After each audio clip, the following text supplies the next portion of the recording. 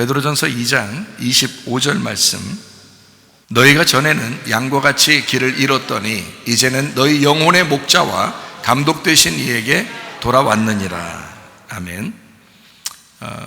베드로전서 2장 25절 말씀에 우리 주님께서 우리의 영혼의 목자 그리고 영혼의 감독이 되신다 이렇게 되어 있습니다.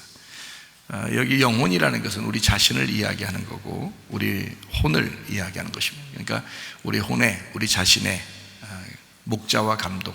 왜 그러냐면 이 혼이 영이 될 때까지, 이 혼이 영과 하나가 될 때까지 이 혼을 목자가 되셔서 다스리시고 돌보시고 감독이 되셔서 인도하신다는 그런 말씀이거든요. 왜냐하면 우리가 죽을 때까지 이제 태어나서 주님 안에서 거듭나고 교회 이제 생활하면서 죽을 때까지 계속 혼으로 살아가야 되거든요. 그 영혼으로 살아가야 되거든요.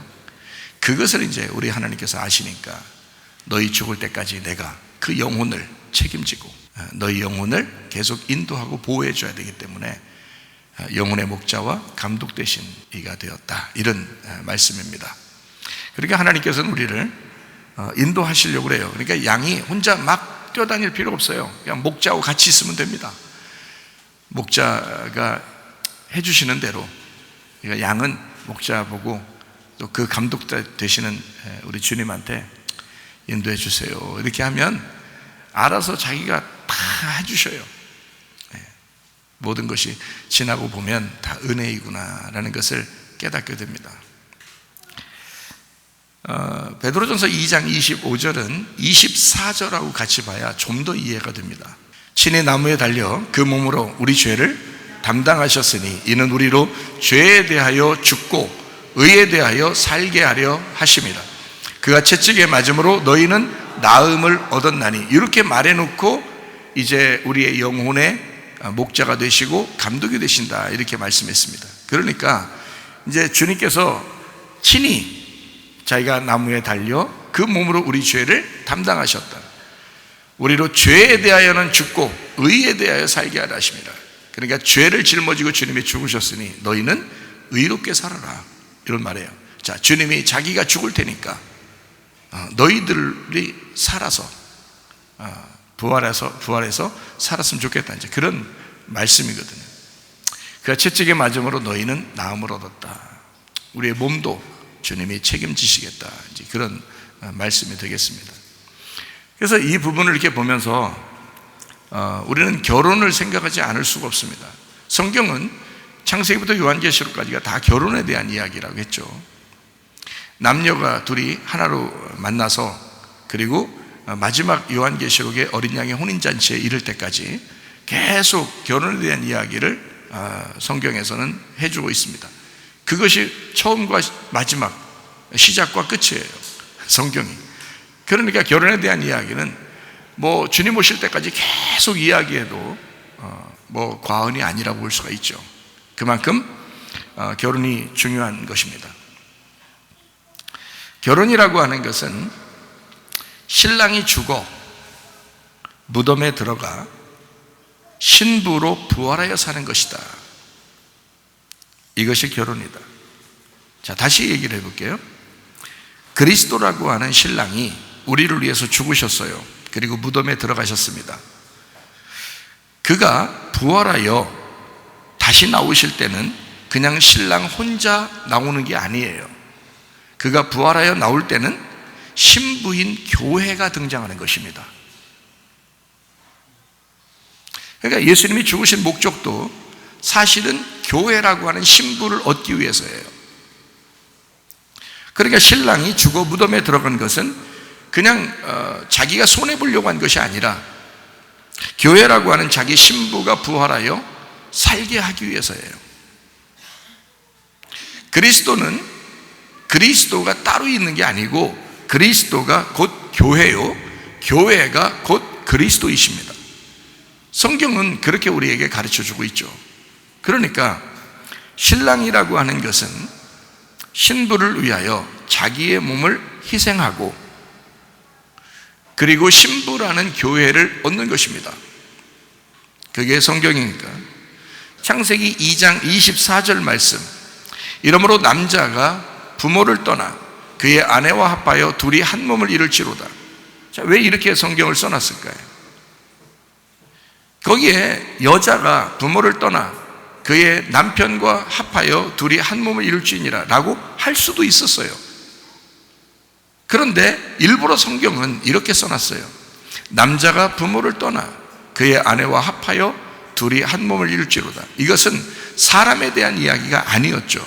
처음부터 하나님 아버지와 아들 예수에 대한 이야기였습니다. 처음부터요. 그러니까 하나님의 아들이 하늘에서 이 땅에 내려오시고 그 부모를 떠나 그의 아내를 만나기 위해서 이 땅에 내려오신 거예요. 근데 그 아내가 형편없어요. 그 아내가 완전하게 준비된 여자가 아니에요. 그러니까 이 신랑 되는 그 남편이 이 땅에 내려와서 그 신부를 위하여 자기를 죽인 겁니다. 자기를 죽여서 무덤에 들어가 자기가 다시 부활할 때는 자기의 신부로 부활하는 거예요. 다시 말할게요. 마태복음 16장에 보면 여러분, 예수님이 그렇게 말하죠. 내가 내 교회를 세우리니, 이러죠. 내가 내 교회를 세우리니. 그 말은 이제까지 세워졌었다는 얘기예요? 앞으로 세우겠다는 얘기예요? 세우겠다는 얘기입니다. 내가 내 교회를 세우리니. 그러면 누구 거라는 거예요? 자기 거라는 거예요. 내 거인 교회를 세우리니 라고 한 거죠. 내 교회를 세우리니 음부의 권세가 이기지 못할 거다. 왜? 자기 거니까. 왜 음부가 이기지 못하느냐면 음부가 죽음이니까. 음부가 죽음이라는 거거든요. 성경에는 음부가 무덤이고 죽음이에요. 그러니까 그 죽음, 무덤이라는 죽음이 교회를 이길 수가 없다. 왜요? 신랑이 교회를 위해서 죽었다. 이미 신랑이 교회를 위해서 음부에 끌려 내려가 죽었단 말이에요. 그러니까 자기가 부활할 때는 다시는 그 죽음이 오지 않을 것이다 라는 얘기고요. 다시는 그 음부의 권세가 이기지 못할 것이다. 부활하여 신부가 살아날 때는 다시는 죽음이 없는 기쁨의 교회가 될 것이다 라는 얘기입니다. 그래야 마땅하죠. 자, 부모들이 자녀를 위해서 희생합니다. 태어나서부터 지금까지 다 자녀를 돌봐줘요. 결혼할 때까지. 그리고 난 다음에 결혼할 때도 막 축의금도 들어오고 그러잖아요. 그러면 그걸 다 정리해서 잘 살으라고 다 줘버려요. 부모니까. 그게 부모니까. 부모는 끝까지 희생하는 거예요. 그리고 보상을 바라지 않는 거죠. 그게 부모니까. 그러면 그것으로 끝나나요? 아니죠. 살아가는 동안에 그들이 아이도 낳고 또 생활하죠. 그러면 항상 신경이 쓰이죠. 그 부모니까 그렇습니다. 잘 생각하셔야 돼요. 부모라는 것을 잘 생각을 못해서 너무 어린 사람이, 너무 생각이 없는 사람이 부모가 된 사람들이 너무 많단 말이에요. 그러니까 자녀들한테 혹독하게 하는 거예요. 자녀들한테 어떻게 해야 될 줄을 모르고 자녀를 낳는 거예요. 부모는 희생하는 것입니다. 그리고 보상을 바라지 않는 거예요. 예수님이 그러셨단 말이에요. 예수님이 그런 예수님이셨다고요. 우리에게 보상을 바래서가 아니라 자기가 희생하고 모든 걸 끝냈어요. 자, 부모가 자녀에게 다 희생하고 다 물려주고 다 주고 나서도 그들이 어떻게 하기를 원해요? 행복하기를 원해요. 그들이 기뻐하기를 원해요. 웃으면서 생활하기를 원해요. 좋은 일만 즐거운 일만 있기를 원해요. 부모는 그런 것이니까. 하나님 아버지가 그 신랑 되신 예수님이 우리에게 우리 교회라는 신부를 놓고 뭐라고 생각하시겠어요? 나는 너희들이 행복하기만 원해. 나는 너희들이 웃기만 했으면 좋겠어. 나는 너희들이 기뻐했기만 했으면 좋겠어. 나는 너희들이 즐겁기만 했으면 좋겠어. 주님이 다 희생해놓고 우리 부부는 행복하기를 원하시는 거예요. 그게 주님의 마음 아니겠습니까? 그런데 그 신랑을 믿지를 못하는 거예요. 그 신랑을 신뢰를 못하는 거예요. 그냥 모든 염려를 자기가 다 하려고 하는 거예요. 모든 근심을 다 자기가 다 싸질머지고 살려고 하는 거예요. 그 신부의 태도가 아닙니다. 교회가 그렇게 살게 하려고 하나님이 죽으셨겠어요? 진짜 우리는 행복할 권리가 있습니다. 즐겁고 기쁠 권리가 우리에게 있습니다. 그러니까 하나님 앞에 그렇게 기도하세요. 나 하나님 정말 믿으니까, 하나님 아버지 정말 믿으니까, 신랑 대신 예수님 나 정말 믿으니까요, 내 몸에 건강 주시옵소서, 우리의 영혼의 건강을 주시옵소서. 그거 확실하게 믿고 하나님 앞에 기도하시라고요. 부모가 되면 그걸 알게 돼요. 자녀를 보니까 그걸 알게 돼요. 다 주고도 더 주고 싶은 거예요. 그게 부모니까. 남자가 부모를 떠나 누구 얘기예요? 주님 이야기입니다. 신랑 대신 예수님 이야기입니다. 그 주님이 우리에게 오셨어요. 이유가 뭐예요? 우리라는, 교회라는, 나라는 우리 아내와 합하여 둘이 한 몸을 이루기 위해서예요. 그러려고 우리 주님이 이 땅에 오신 겁니다. 우리 슬프게 하려고요? 우리 고민하게 하고 고난받고 환난받고 핍박받고 막 어려움 당하고 괴로워하고 이렇게 해주려고요? 아니에요. 우리 주님이 이 땅에 오시기 그 전에는 그럴 수 있었죠. 그러나 우리 주님이 오시고 나면 우리 주님은 그런 마음이시라고요. 그 하나님 아버지의 마음, 그 아들 예수, 남편 되신 예수님의 그 마음을 주의 종들에게 전달하라고 설교가 있는 거예요. 그 복음을 전달해 달라고 설교가 있는 거예요. 그거 믿어달라고, 그 마음 좀 인정해 달라고 주님이 그러시는 것입니다. 그러므로 여러분과 저는 행복할 권리가 있습니다. 제가 결혼식 전날 우리 딸 아이한테 문자를 보냈어요. 아빠가 고생한 거 맞다, 할머니 고생한 거 맞다, 엄마 고생한 거 맞다. 그렇지만 너는 행복할 권리가 있다. 너는 기쁠 권리가 있다. 네가 늘 즐거웠으면 좋겠다. 네가 늘 웃었으면 좋겠다.